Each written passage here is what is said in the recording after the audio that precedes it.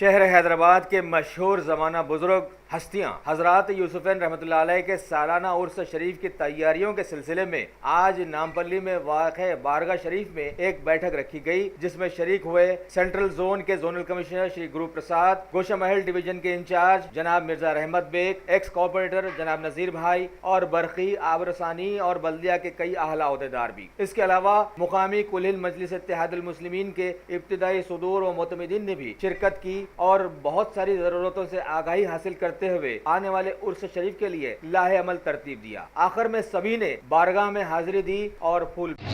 जनाब नसीरुद्दीन साहब और रहमत साहब और तमाम लोगों के साथ यूसुफ बाबा दरगाह का जो उर्स है होने वाला 27 को, इस वास्ते मैं तमाम अहदेदार बल्दी का तरफ से आया, आके देखा वो रोड का बारे में और डैमेज्ड पोर्शन तो थोड़ा है वो, और एक मीनार का रोड बैड कंडीशन में है वो देखा, और ये एरिया में जितना लाइट्स है पूरा निकाल के अब LED करने का है, और अंदर भी थोड़ा थोड़ा काम, और काम तो छोटा है लेकिन वेरी इंपॉर्टेंट वर्क है, वो पूरा देखा, वो